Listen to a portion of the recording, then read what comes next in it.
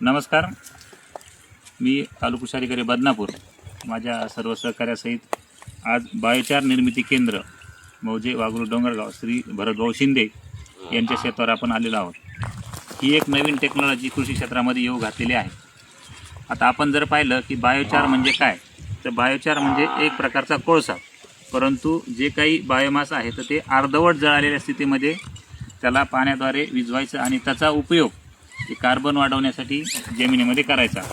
तर ही नवीन तंत्रज्ञान या शेतीमध्ये येऊ घातलेलं आहे आणि याचे जे रिझल्ट आहेत अप्रतिम रिझल्ट शेतीमध्ये दिसत आहेत। आपण जर थोडं जवळून पाहिलं तर याच्यामध्ये सुरुवातीला वेस्ट मटेरियल म्हणून पराठी वापरलेली आहे। तर मी श्री भरतभाऊ शिंदे यांचा मुलगा यांना विनंती करतो की आपण थोडक्यात ही प्रक्रिया कशी करता आपण त्याबद्दल सांगण्यात यावी। थोडं आपण हे कसं करतो याबद्दल थोडं मार्गदर्शन करा शेतकऱ्यांना। म्हणजे पराठा टाकतो आपण थोडं त्याच्यामध्ये मोठे आणि मग ते पेटवते मग पेटत ते पूर्ण जे थोडं जळतं ते त्याच्यानंतर पुन्हा त्याच्यावर पराठा टाकून म्हणजे एक ट्रिप टाकायचा परत टाकायचा आणि मग परत पूर्ण झाल्यानंतर त्याच्यानंतर पाणी सोडायचं। त्याला असं काही थरवाईज लेअर वाईज करता का कसं करता?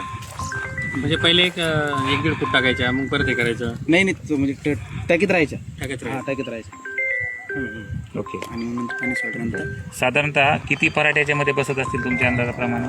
त्याच्यामध्ये एक ट्रिप म्हणजे पूर्ण ट्रॅक्टरची एक पूर्ण ट्रिप। ट्रॅक्टरची पूर्ण बरं, ट्रिप पाहिल्यानंतर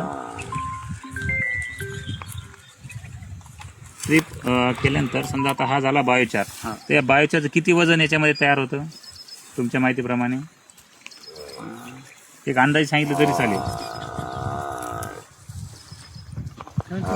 जवळपास 1.25 क्विंटल पर्यंत, 1.25 क्विंटल पर्यंत। आता ते ओला जास्त असल्यामुळे थोडं वजन जास्त भरणार आहे। ते 2 क्विंटल पर्यंत याच्यामध्ये बायोचार तयार झालेला आहे।